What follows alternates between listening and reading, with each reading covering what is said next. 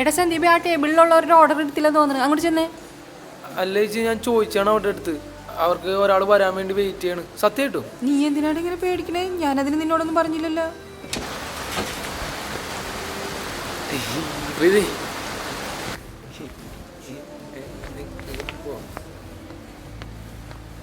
എനിക്ക് പ്രീതിയോടൊന്ന് സംസാരിക്കണം. ഫ്രീ ആണെങ്കിൽ മതി.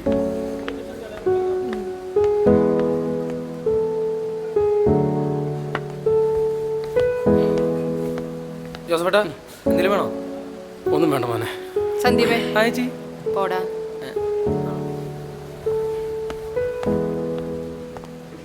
പ്രീതി, ഞാനേ ജോസഫേ, ഞാനതിനങ്ങനെയൊന്നും. എനിക്ക് പറയാനുള്ള പ്രീതി ഒന്ന് കേൾക്കണം.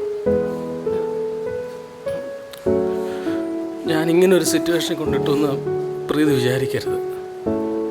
പ്രീതിയുടെ ജീവിതം എങ്ങനെ ജീവിക്കണമെന്ന് എന്നേക്കാൾ നന്നായിട്ട് പ്രീതിക്കറിയാം. മാത്രമല്ല, ഇത്രയും പ്രാരാബ്ദങ്ങൾക്കിടെ നിൽക്കുന്ന ഒരാളിനോട് ഇത് പറയുന്നത് ശരിയല്ലെന്ന് എനിക്കറിയാം. ജീവിതത്തിൽ പല അവസരങ്ങളിലും ഒറ്റപ്പെട്ടു പോയിട്ടുണ്ട്. അപ്പോഴൊക്കെ ഒന്ന് ആശ്വസിപ്പിക്കാനോ പറഞ്ഞ് മനസ്സിലാക്കി തരാനോ ആരെങ്കിലും ഉണ്ടായിരുന്നെങ്കിൽ ഞാൻ ആഗ്രഹിച്ചിട്ടുണ്ട്. ഞാൻ ഭയങ്കര പേടിത്തൊണ്ടാണ് പ്രീതി. ഇത്രയും പ്രായമായെങ്കിലും എൻ്റെ മനസ്സിലുള്ള കാര്യങ്ങൾ നിൻ്റെ മുഖത്ത് നോക്കി പറയാൻ പോലും എനിക്കറിയില്ല. സത്യം പറഞ്ഞാൽ ആ പേടിയായി ഈ കാണിക്കുന്ന ഓരോ കോപ്രായങ്ങളെ. സത്യം പറഞ്ഞാൽ ഇത് മുഴുവൻ ഞാൻ പ്രീതിയോട് പറയാൻ പറ്റുമെന്ന് പോലും കരുതിയല്ല. പിന്നെ തോന്നി ഇപ്പം പറഞ്ഞില്ലെങ്കിൽ പിന്നെ എപ്പോഴാണെന്ന്. എനിക്ക് പ്രീതിയുടെ അവസ്ഥ നന്നായിട്ട് അറിയാം. എങ്കിലും ഇതൊന്നും ഓർത്ത് ടെൻഷൻ ആകണ്ട. കാര്യങ്ങളൊക്കെ നടക്കട്ടെ. പിന്നെ ഞാനിങ്ങനെയൊക്കെ പറഞ്ഞെന്ന് കരുതി പണ്ടത്തെ പോലെ എന്നോട് പിണങ്ങുമോ ഫോൺ വിളിക്കാതിരിക്കുകയോ ഒന്നും ചെയ്യരുത്. ഞാനിവിടെയൊക്കെ തന്നെ ഉണ്ടാവും. പൊക്കോട്ടെ.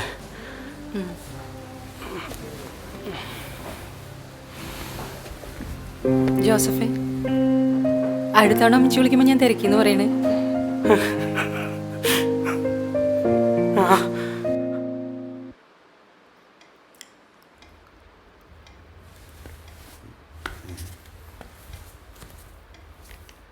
Miss you very badly. എടാ വൃത്തിയേട്ടവനെ, നീ എന്തിനാണ് മറ്റുള്ളവരുടെ മെസ്സേജ് വായിക്കുന്നത്? മീനാക്ഷി വരുന്നവരെ നീ വഴി തെറ്റി പോകാൻ നോക്കണ്ട, എന്റെ കടമയല്ലേ? എടാ, ഞാൻ അവളായിട്ട് തന്നെയാണ് ചാറ്റ് ചെയ്യുന്നത്. അയ്യോ, ആണോ? അല്ല അല്ലടാ, അവളെ ഇപ്പൊ തിരിച്ചു വരാനുള്ള പരിപാടി ഒന്നുമില്ലേ? അതിപ്പോ മഴയും പരിപാടിയൊക്കെ കാരണം അവരുടെ കാര്യങ്ങളൊക്കെ പോസ്റ്റ്പോണായി. അതിന്റെ ഒരു ഡിലേ ഉണ്ട്. അല്ല, നീ ഇത്ര നേരം എവിടെയായിരുന്നു? ഞാൻ ആ പ്രൊഡ്യൂസറായിട്ടുള്ള മീറ്റിംഗ്സിന് തിരുത്തിരിക്കൊണ്ടിരിക്കുകയായിരുന്നു. എടാ, പ്രൊഡ്യൂസറായിട്ടുള്ള മീറ്റിംഗ്സ്. എന്ത് പറ്റി? എഴുത്തുകാരന്റെ ആവിഷ്കാര സ്വാതന്ത്ര്യം ഇപ്പൊ മഴയെ തൊലിച്ചു പോയാ? എടാ, അങ്ങനെയല്ല. നമ്മുടെ വിനോദേട്ടനെ പോലെ നല്ലൊരു കാര്യവിവരമൊക്കെ ഉള്ള ഒരാൾ സംസാരിക്കുമ്പോൾ അത് നമ്മൾ ഗവനിച്ചില്ല എന്ന് വരരുതല്ലോ. നിനക്കാളൊട്ടും വിലയിലായിരുന്നല്ലോ, ഇപ്പൊ എന്ത് പറ്റി? എടാ, ആര് പറയുന്നു എന്നുള്ളതിലല്ല കാര്യം, അയാൾ പറയുന്ന കാര്യത്തിൽ വല്ല കാര്യം ഉണ്ടോ എന്നുള്ളതാണ് കാര്യം. ഹലോ, ഇത് ഞാൻ അങ്ങോട്ട് പറയേണ്ടതാണ്. ഇവിടെ ഇന്ന ആൾ എന്നെ പറയണമെന്നൊന്നുമില്ല. നീ വേണം വായിക്ക്, നോക്ക്.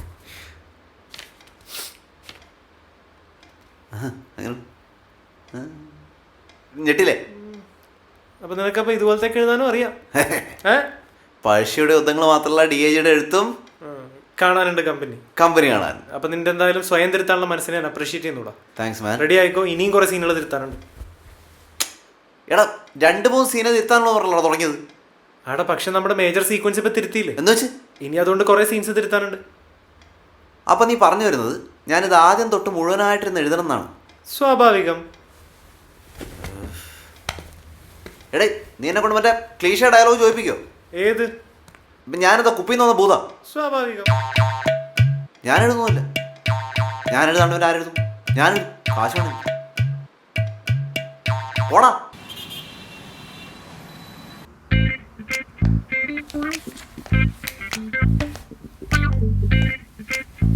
എടാ, മറ്റേ ആ ഇനോഗ്രേഷൻ്റെ വർക്കില്ലേ, അതെന്തായി? അത് എഡിറ്റ് കുറച്ചുകൂടി ബാക്കിയുണ്ടെന്ന് തോന്നുന്നു. എന്തായാലും ഇന്നത്തേക്ക് തീരും.